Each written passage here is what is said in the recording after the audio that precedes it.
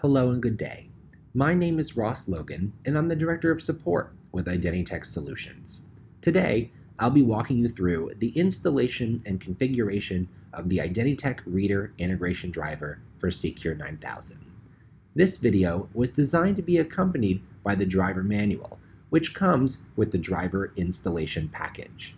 While all parts of this manual are covered in this video walkthrough, these are the key sections listed here of the walkthrough that you may want to have bookmarked.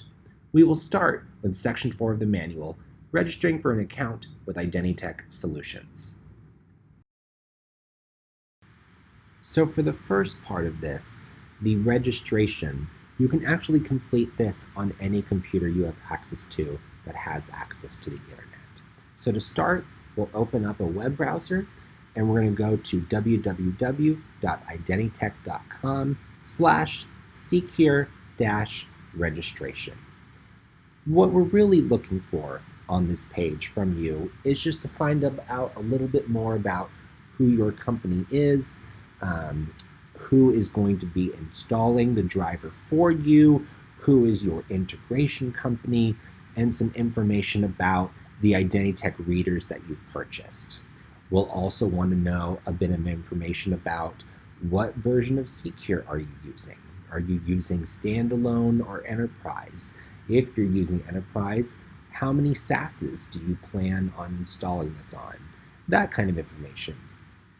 The rest of this short section is going to walk you through the other kind of information that we need, such as when you purchased the driver from us, so what that PO date was, and if you've also purchased our maintenance agreement, our service and maintenance support agreement, what was the purchase date and PO number for that as well, which Software Health can certainly help you out with.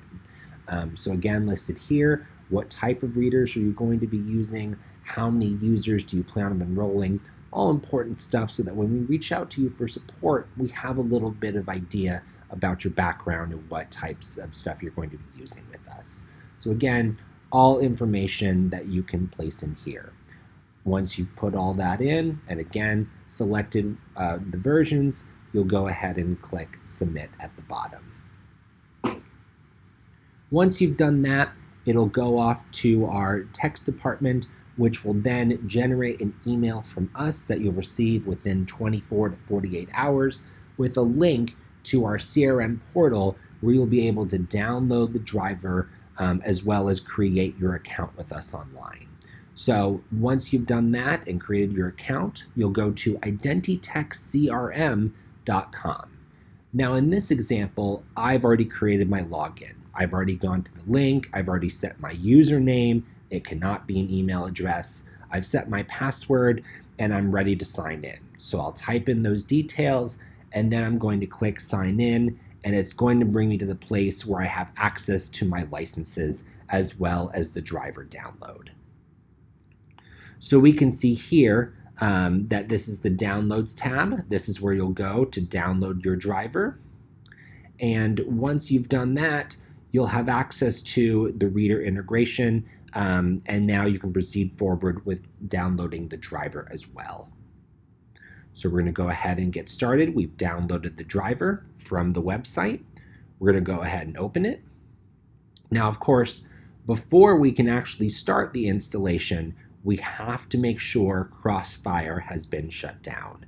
The installation will not work if Crossfire services are running during the installation. So we'll give it a moment, make sure we wait for them to stop.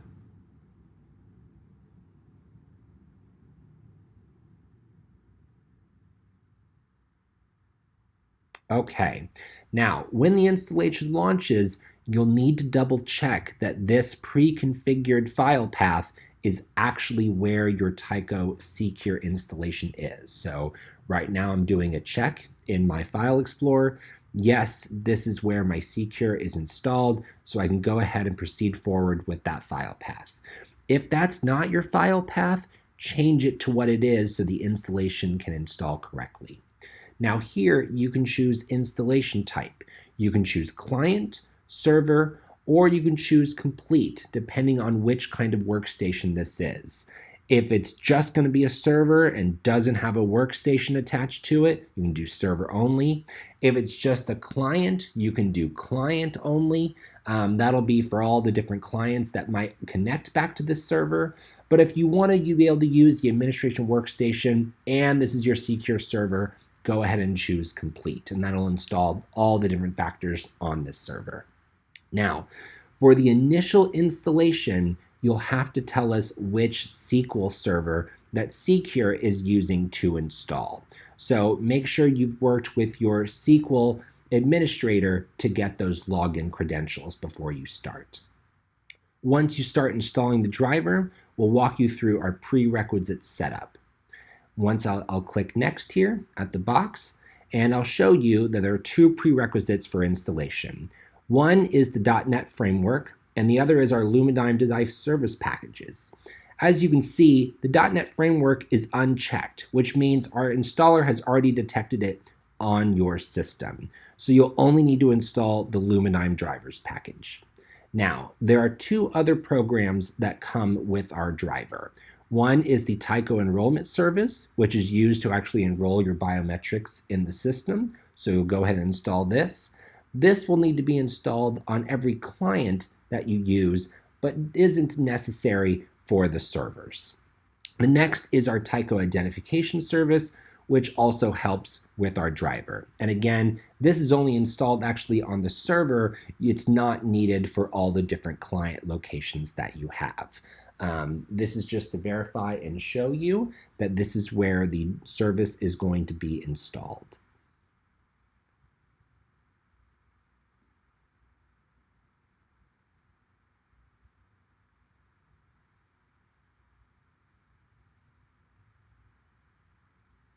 Okay, finishing up the main driver portion now.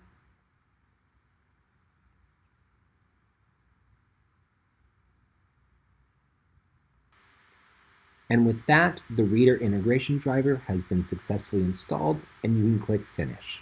We're now going to move on to the next part of installation if you have a Sapphire Jade unit, which is the Palm driver installation. So I'm going to go to my folders where we can find the actual driver setup file, and I'll show you where that is. We're going to navigate to that download folder where the folder was installed. And so that's going to be under Program Files, under IdentyTech Solutions, and you're going to be clicking on the Tyco enrollment service. Underneath the driver section of this folder, you will find the Palm driver 64-bit setup folder. Now, because this is an unsigned driver, we can't launch the application from here. And so what we're going to need to do is we're going to need to restart our computer into advanced system setup. And what I'm going to do is I'm going to show you how to progress from here. So here we are, and we're seeing the computer, the same computer screen, simply from an iPhone camera. But I'm going to show you what to do. So in order to enable or to disable the driver signature enforcement in Windows, we're going to have to go down here, click on our Start button, and this applies to Windows 8 and Windows 10. We're going to click on the Power button, but before we click Restart, we're going to make sure we're holding down the Shift key and then click Restart. Once this process happens, you'll see your computer restarting, and we'll wait to get to the System Setup page. Once you get to Windows Options, you'll want to navigate to the Startup Settings page. On my PC, I found this by clicking Troubleshoot and then Advanced Options, but it may be different on your PC. You'll want to make sure that you see here the Disabled Driver Signature Enforcement, which is what we want. You'll click Restart, and after your computer restarts, you'll be brought to this page. As you can see, you can choose a number from the below options. We'll want to click on number 7 for Disabled Driver Signature Enforcement. So I'll go down on my keyboard, and I'm going to click on number 7. Once I do that, I'll be launched back into Windows with the driver signature enforcement disabled. Okay, and now we've launched back into Windows. So we're going to go back to our folder where we know it was, PC, Boot Camp, C drive, Program Files, IdentyTech Solutions, Tyco Enrollment Service, Drivers, Palm Driver. And we're going to go ahead and right-click here, Run as Administrator. Of course, we're going to go ahead and select English, hit Next.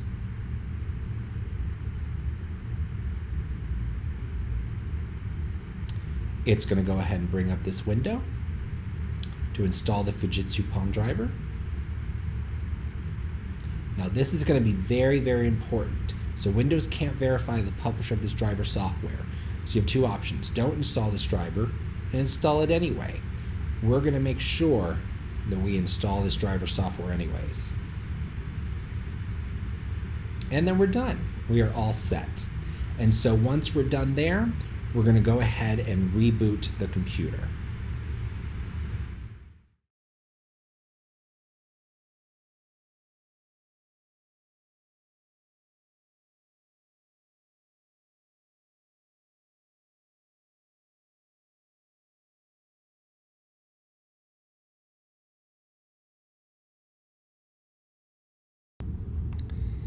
At this point in the installation process, you have completed installing the IdentyTech integration driver on all the servers and client workstations that you wish to.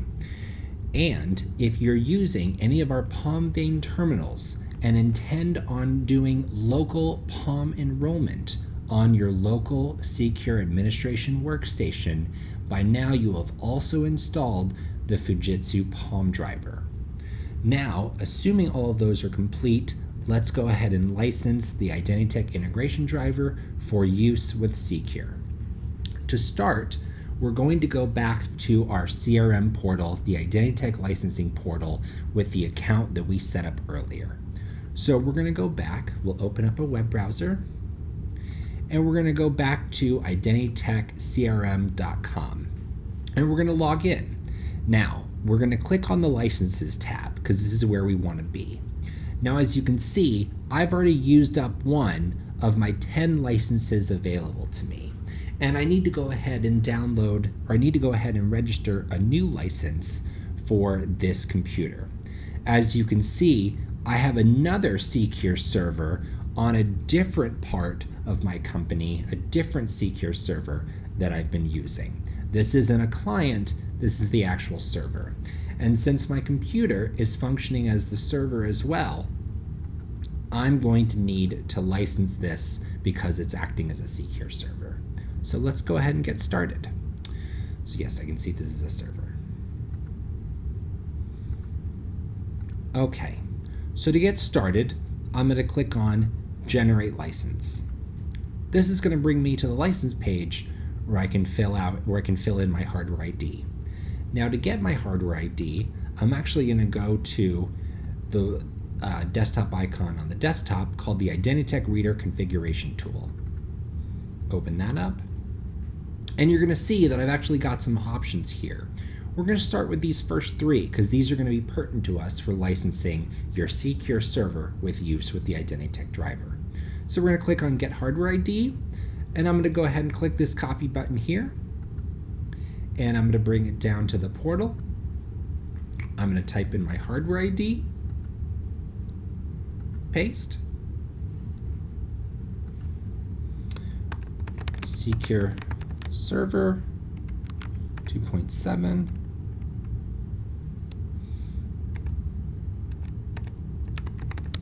IdentyTech walkthrough video.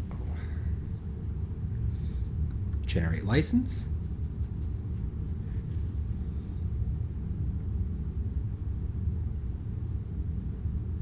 And once I'm brought back, I can see here that my CCURE server is ready. I can also tell by my activation date, and I'm going to go ahead and download the license. Go ahead and save this file. All right, and I am done there. So now what I'm going to do, let's go ahead, there it is.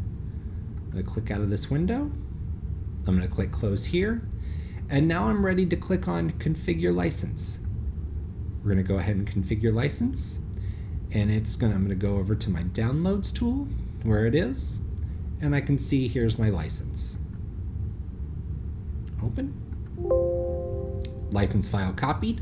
And just to make sure that my license is now complete, I'm going to go on to check license, and I'll get a message back that says valid license found. All right, and so now we are ready. But before we go on, I just want to explain some other aspects of the IdentyTech configuration tool. There are two more tools that you can use on any of the CCURE client or server PCs that you've used. And these two tools are the Configure IP tool, and it's going to open up a window that lists my current devices and their current IP address on the network. If I want to change their IP, I can always just right-click on the device and hit Set IP. This is going to open up a new window, and I can go ahead and type in the changes that I want.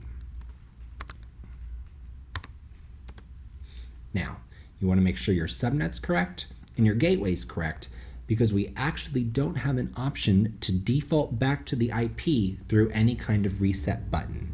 It's going to be software managed only, so you need to make sure you're typing in the right network address, or you may lose your device from being able to see it. So once we're sure about that, we're going to click Save. Of course, we're going to make sure we leave port 7000 the same, as that is required for the integration. Hit Save. It's going to confirm with us. We're going to go ahead and click Yes to make sure, and it's going to save it back. And now when we open back up Configure IP, we can see the new IP address that I've entered is there. Now there's another great tool that's part of the configuration tool, and that's our firmware update feature, which allows you to update the firmware for one or more of your IdentyTech devices. To update the firmware on any one of your devices, you'll check the box next to the device you want to update, click the Update button, then select the zip file that you want that contains the update that you wish to use. You'll click the Update button, and you'll see here that now it's going to be processing that update and slowly updating it. While the feature firmware tool is running, you want to make sure you don't close the window as we've circled here. Now, there are 4 stages to the firmware update, with stage 1 taking the longest to complete. So you'll want to sit here and wait for this firmware update before you can safely close the window. We'll sit here and wait while the firmware update completes.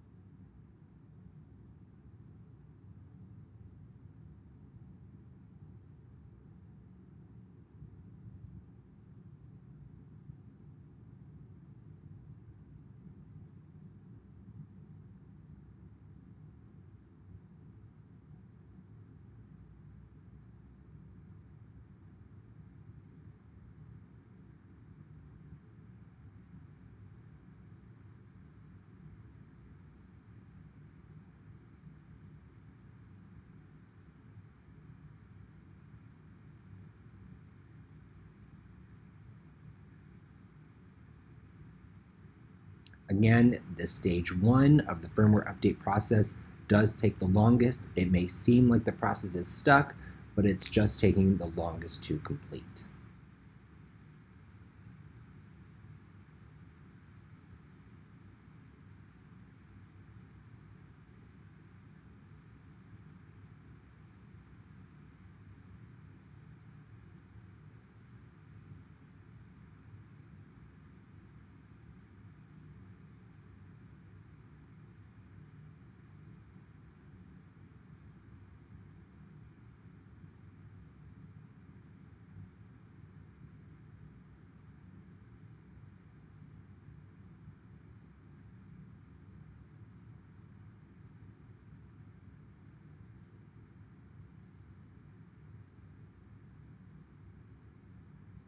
So now we can see that stage 1 is completed.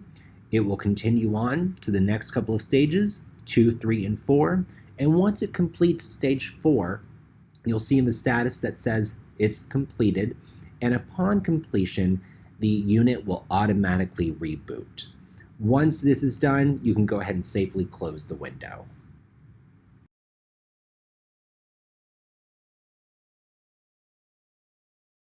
Okay, so we've configured that, and we've configured our IP, and we've done the firmware update.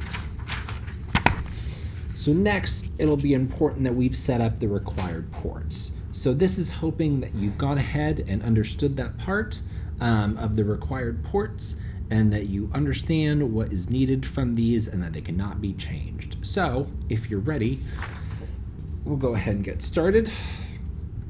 We'll make sure this is all ready. Go ahead and start our Crossfire Framework services.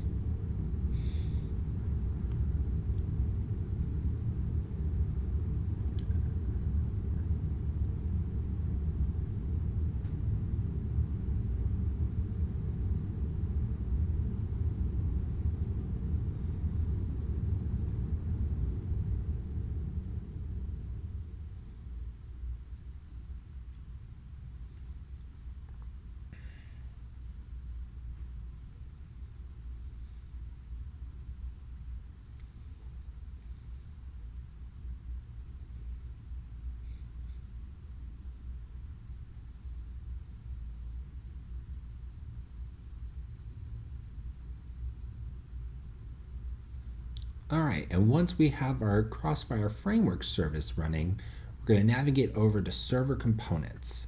And we're going to see down here the IdentyTech Next-Gen Connected Program Hardware Server.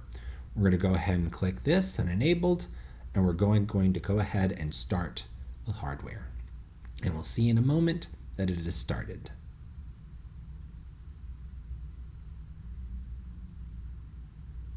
Here we are. All right. So let's go ahead and get started with our administration workstation.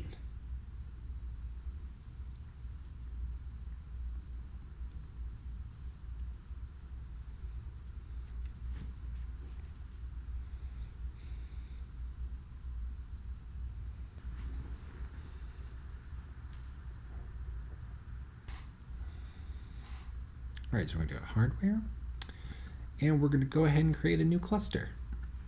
We're going to call this IT Demo Cluster. We're going to go ahead and hit Save and Close. And now we're going to go ahead and be adding an iStar Edge controller.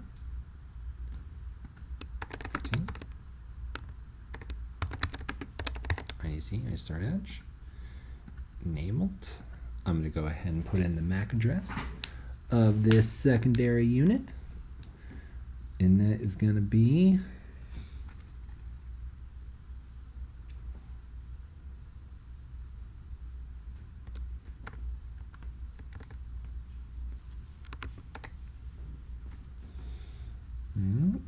enabled, save and close.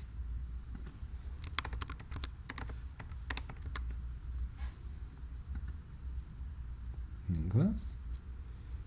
I'm going to go back into my demo cluster. Communications, iStar Edge, enabled, save and close. I'm now going to go into my Edge controller. And I'm going to go ahead and go into outputs. I'm going to go ahead and configure 1 and 2 for these outputs. Name, lock 1, lock 2. All right, so we're going to hit Save and Close. There we go. The other things that we need to do in here, we've configured our outputs. We also need to configure our weekend readers. This is biometric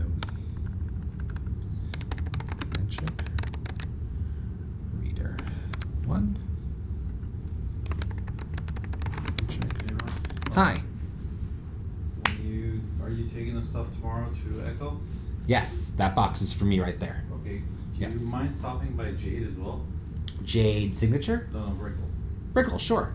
For what? Pick up a check. I can pick up a check. Carlos. Are you sure Carlos is, because Carlos sounds like the AGM at Jade Signature. No, There's another Carlos at Jade Brickle? Carlos is the guy who does the checks for something. Okay. Thank you. Yes, you're welcome. Pick up check from Carlos. Jade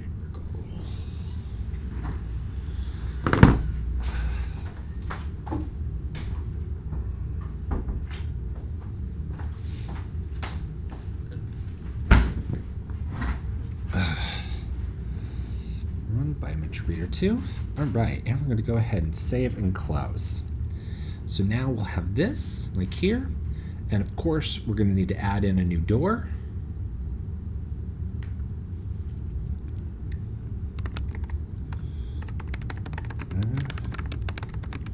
Door 1. Lock 1. Biometric Reader 1. Save and close. All right, and so this covers our setup through creating these.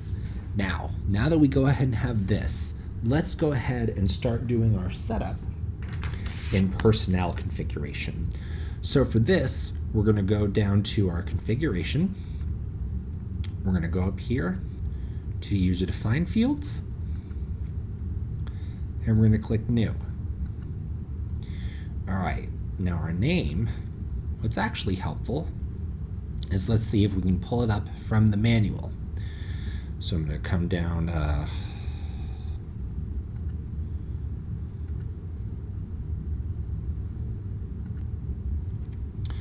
so to put in these fields, it's actually helpful if you have the manual open to help you do this. So since our name field has to first be set to biometric data, let's actually open up the manual, and we're going to scroll down to where it says custom field views and definitions. Now, of course, by this point, we've already done the required ports, and of course, we understand the supported Wiegand card formats. So we'll go ahead and keep scrolling down to where we are in the manual, and we're going to go ahead and take this biometric data, copy that to the field name, custom label,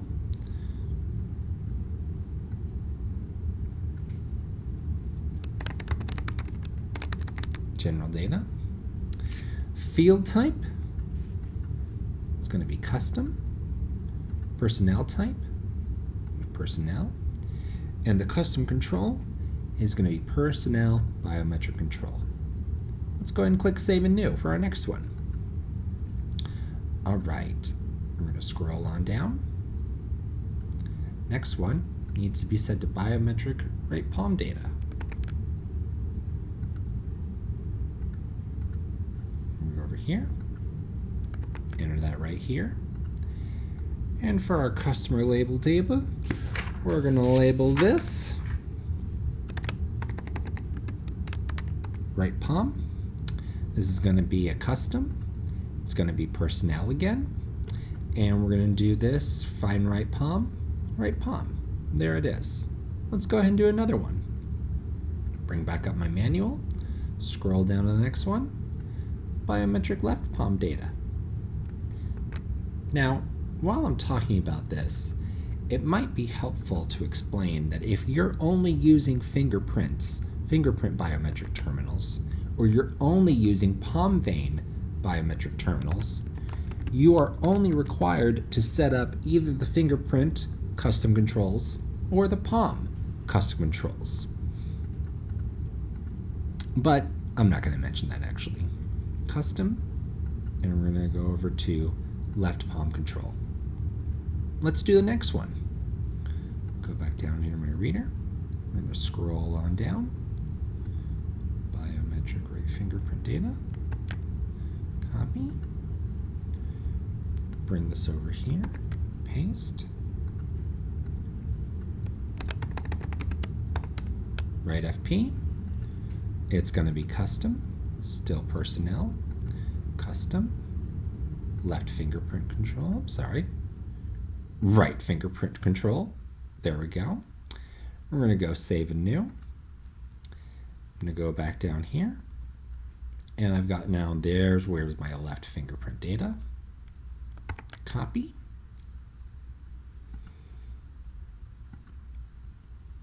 Paste. This is where I'm going to put left FP. And this is going to be custom. And I'm going to go down to left fingerprint control. And we're going to do one last one. Now this one's important when we go down to this one. As we can see, this one is reader. The object type is reader. It's different from the last 5. So I'm going to take IdentyTech Reader. I'm going to copy it. I'm going to go up here. I'm going to hit paste. Now, what this should read is reader data. And I'm going to come down here and go to custom. But this time, I'm going to go down here, and this is going to be a reader. Now select the reader biometric control. Save and close. Now, when you're done with this section, if you look at your user-defined fields, you're going to have 5 that are personnel data, right, left, plus a reader, the IdentyTech Reader. There we go. And these are going to be all good. Now, the next thing that we're going to want to do is we're going to want to create a biometric extended view so that we can see all of these. So we're going to go to personnel.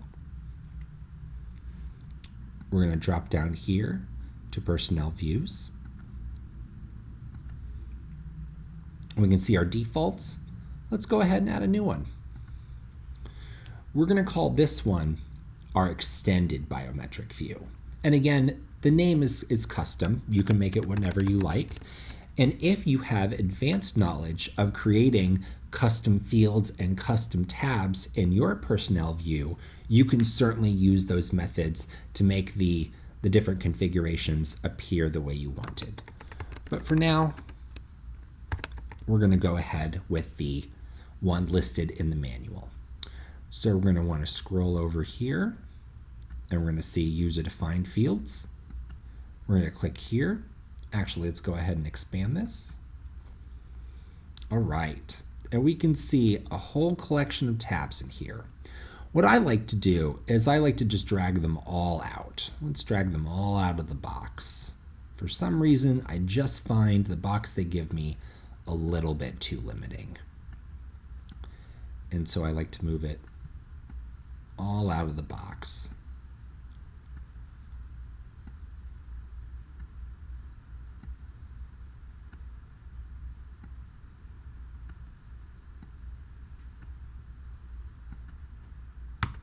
And we're just going to delete that box.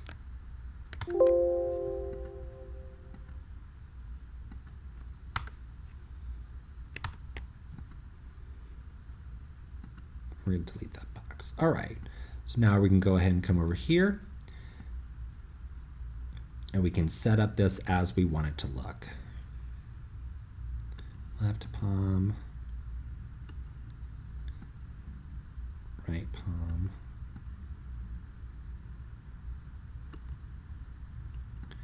left fingerprint, and right fingerprint.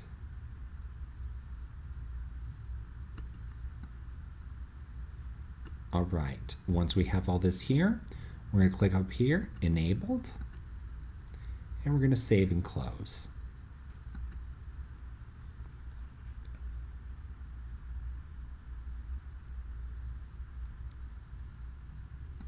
Refresh, you can see our extended biometric view. Now, the next thing that we're going to want to do is we're going to want to review our advanced driver settings. Actually, no, we're not. Now that we've completed that,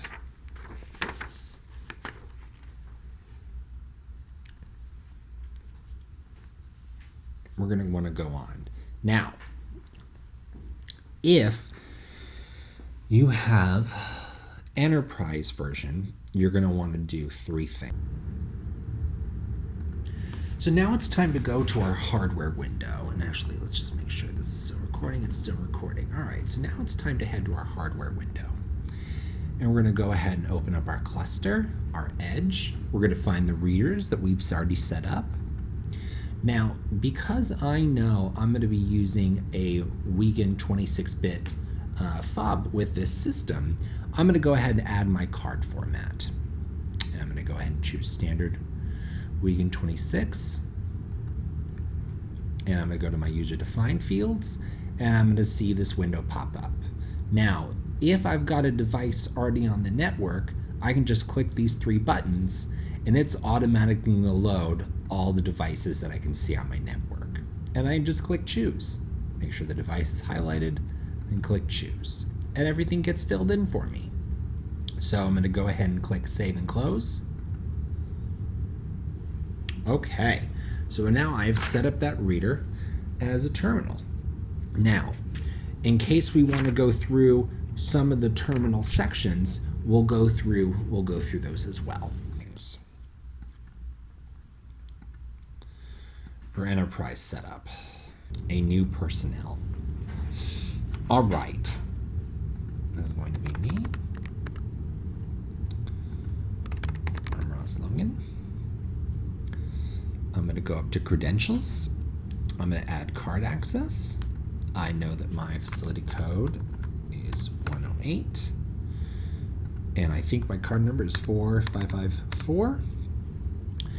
And that, there we go. And I'm going to go up and add card access. And I'm added another one. This is going to be 12. And it's going to be 1, 2, 3, 4, 5. All right. And there we go. Now we're going to add a clearance. Let's go back to personnel records. We need to create a clearance because right now we don't have any clearances. Let's go create one. Clearance. New.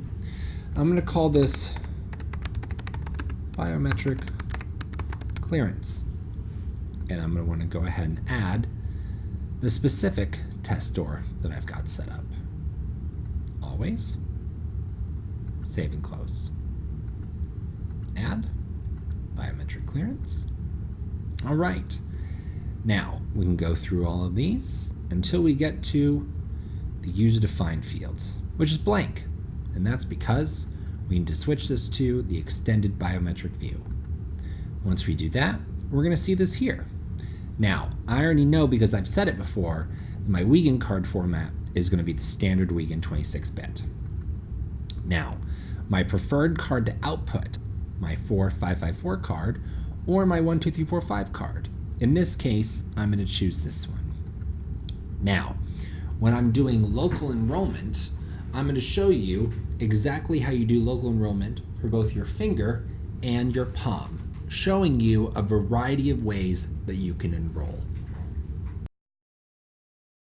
To start, we're going to be learning how to enroll with our palm using the desktop palm enroller, which is going to be shown in this photo. You should have this plugged into your computer via USB, and you'll also want to make sure that in Windows Services, the Tyco enrollment service is running. If you've recently just plugged in your USB, you'll want to go ahead and restart that Windows service. Now, I'll be showing you what enrollment looks like with local enrollment. For palm, our goal is to capture the very middle of the palm as shown here. And so we're going to go ahead and click enroll. Please place your hand above the sensor. Please don't move your hand. Please move your hand away from the sensor. And as you can hear, we're listening for those Please place your hand above the sensor. audio instructions, which will help guide us through. Please don't move your hand. And you can see, once we hear that beep, we get the green check mark on our palm, and we're successfully enrolled. If for some reason your palm did not enroll, try disconnecting the USB sensor, plugging it back in, and restarting the Tyco enrollment service found in Windows Services. Next, I'll walk you through enrolling your fingerprint using both our Venus and Mercury desktop enrollers shown here. Similar to enrolling your palm, you'll want to make sure the USB enroller is plugged into your computer and that you have Tyco enrollment services running. Once you have both those things, we'll click on enroll, and again, just like the palm, we're going to be angling for the middle of our fingerprint, shown right here. And again, we're going to want to make sure that lines up with the middle, a gentle but firm press on the reader, and we have a successful capture. Now, What we showed you is enrolling your finger from the side, but what we're going to do is I'm going to show you how to enroll your finger one more time, but we're going to do it from the top angle. So again, you can see how we're centering our fingerprint on the fingerprint enrollment sensor. So one more time, waiting for that light to light up, gentle but firm press on the sensor until we get that beep and that green light. There we go. Now that we've covered local enrollment, I want to show you what our remote enrollment looks like, which involves using biometric units which have already been set up in CCURE 9000 and have been connected to the network. Now, in this drop-down list you'll see is the list of PALM units that I have available on my network. I select the one that I want to enroll on, and then what I can do is once I'm in front of the unit, I can click the enroll button and I can enroll whoever is standing in front of that unit. One thing to be aware of when using remote enrollment for a palm reader, unlike the desktop enroller that provides you with audible instructions, you will only have visual LED instructions on the unit when enrolling your palm, but the principle is the same. You'll click enroll, it'll ask you to present your palm, you'll go ahead and present it, you'll hold it there until you see the first green beep, you'll go ahead and remove your palm away from the sensor, place it back above the sensor as shown, wait for the second beep, and wait for the light to go green as shown here, showing that your palm is enrolled. Now, we want to show you fingerprint enrollment as well. So we're going to transition here, and we're going to go ahead and show you what the remote enrollment for a fingerprint unit looks like. So we can see here we have our unit. We're going to select it within the network settings, click enroll. We can see that the screen changes to enrollment mode. We're going to place our finger, wait for it to flash, and we can see on the screen that we have now successfully enrolled.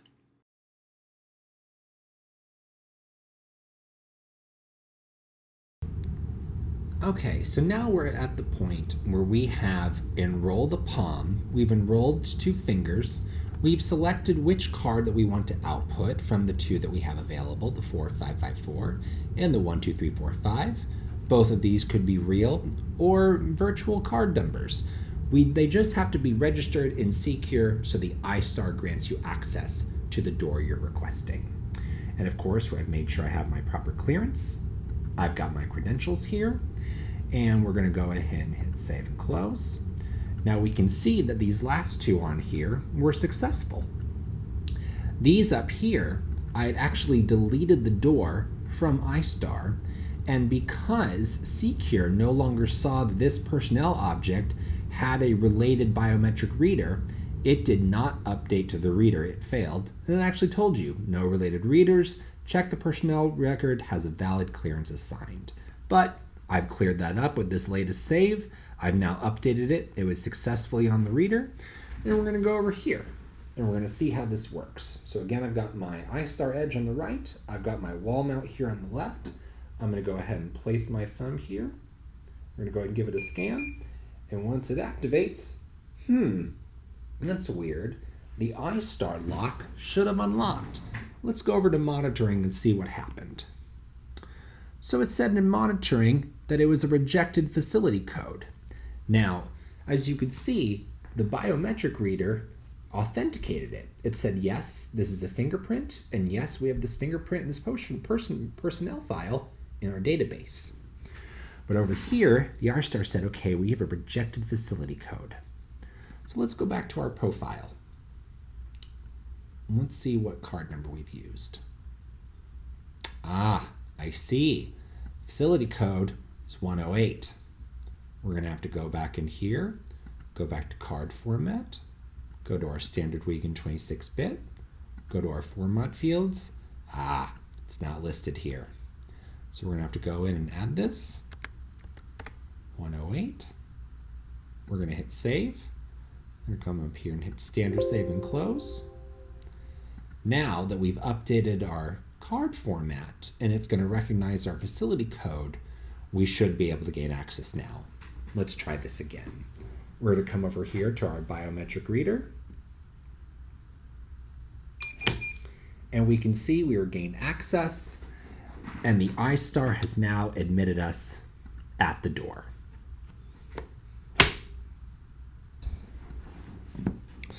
All right, so what I want to cover in the rest of this manual is actually going to be the setup and usage of driver features, especially event monitoring, because there are actually so many different admissions events and access denied events that you can get. And this is all really helpful if your company requires you to audit all the different access attempts on your property. So again, to set up event monitoring, what we'll have to do is we'll have to go into our hardware, our biometric reader, our user-defined fields, and change settings. We've already done this before, but just to show you again, go to our servers, make sure the monitoring IP server address is in there correctly. Save and close. Okay, now what we're going to do is I'm going to show you different things. So admission events, of course, we've already seen how these work, and they are shown down here, and we've seen some of these. But now what I want to do is show you the different access denied events. For example, invalid credential. What I did here is I actually presented my card to the reader, but because my personnel record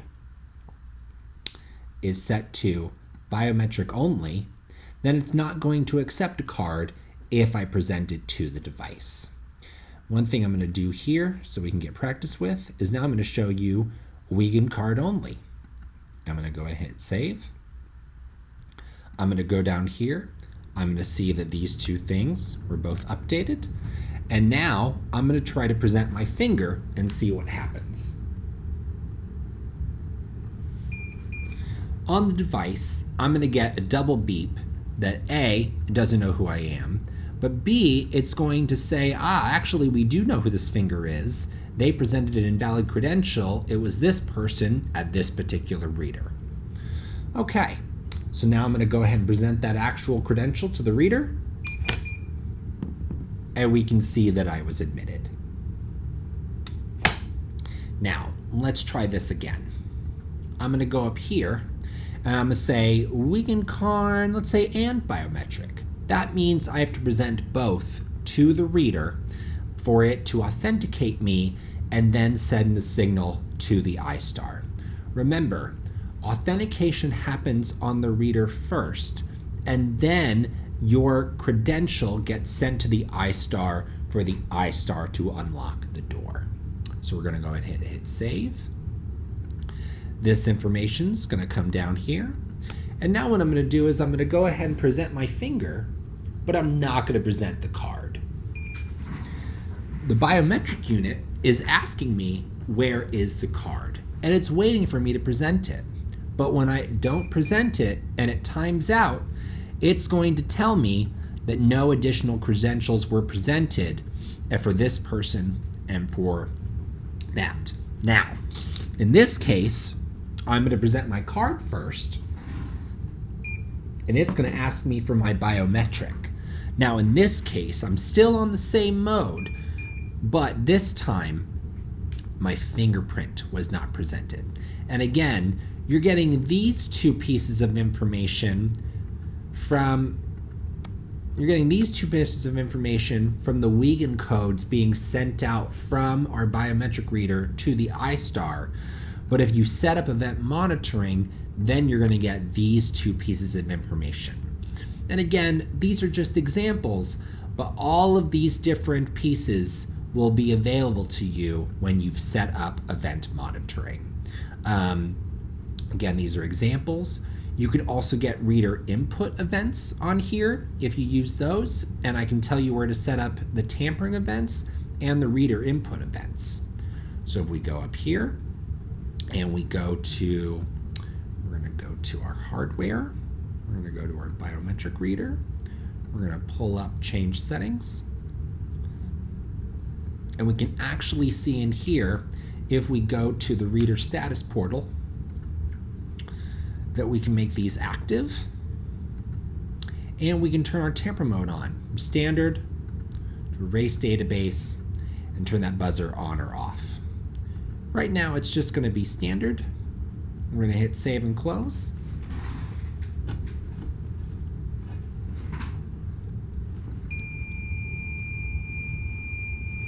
And we can see we get a tamper read when it's been moved.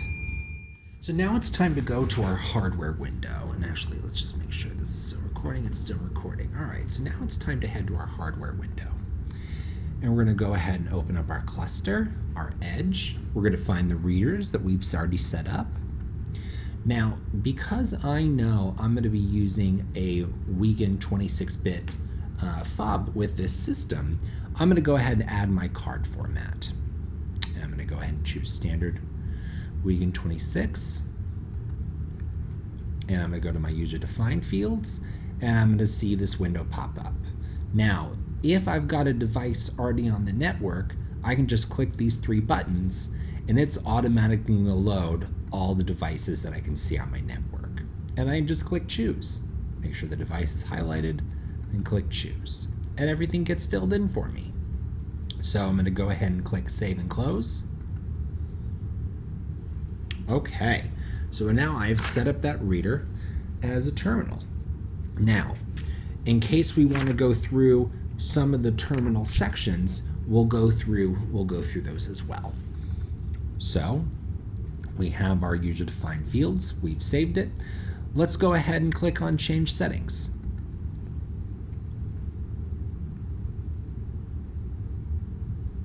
We wait for the window to load, and it's going to tell us exactly what it is.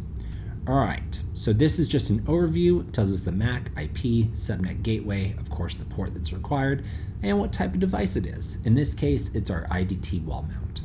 Now we're going to go to the servers tab.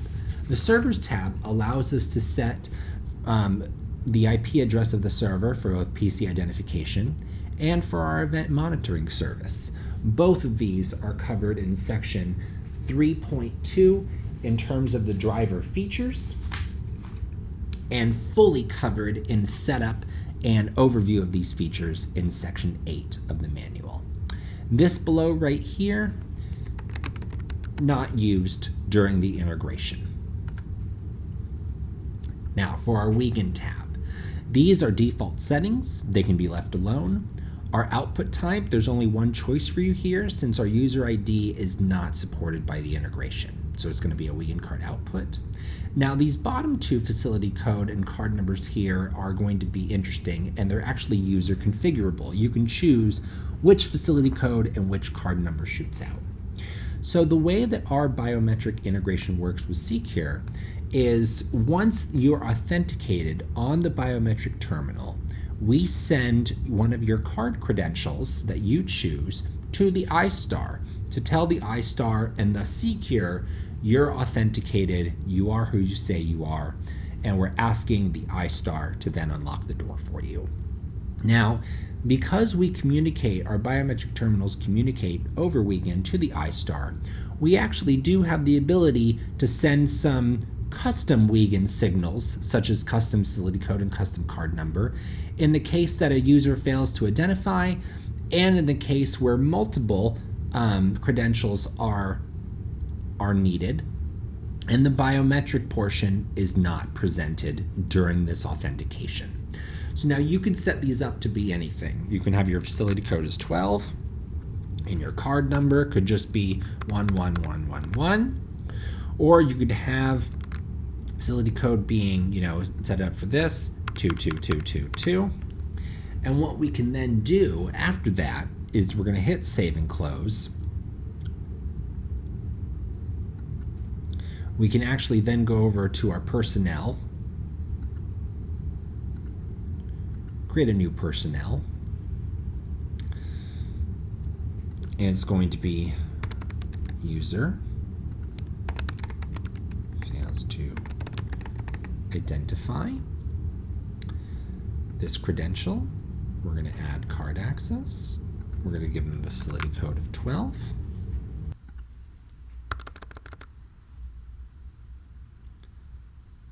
Save and close. New.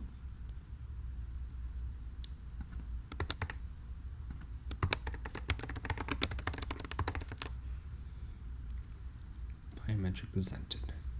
Credentials. Add card access. 12. And this is going to be save and close. Sorry. Save and close. And now when we go to our personnel, no biometric presented, user fails to identify. So in this case, user is going to fail to identify. And so what we want to do is we want to see this happen. And so what I'm going to do is we're going to go over here to monitoring.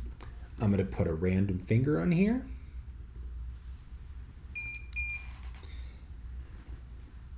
And I'm going to see user fails to identify. And also I'm going to get another identification from here. Now this is coming from two places. User fails to identify was set up here using this, and we did that by going to hardware, to the biometric reader, user defined fields, change settings,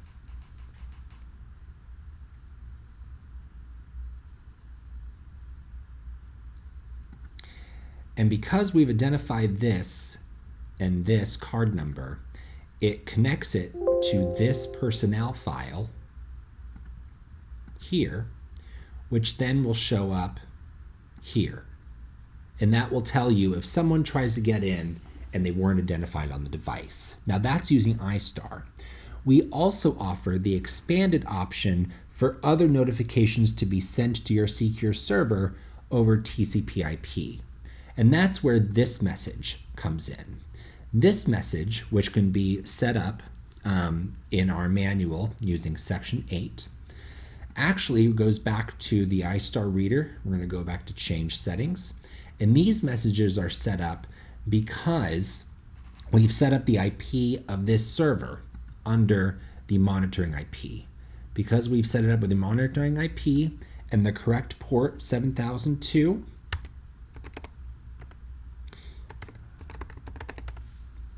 and of course we can see here 5002 correlates 5.2.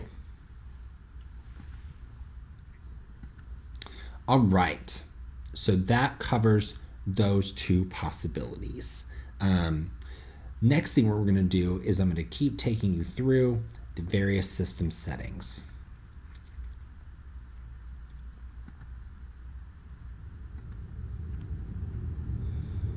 Let's go through with the devices.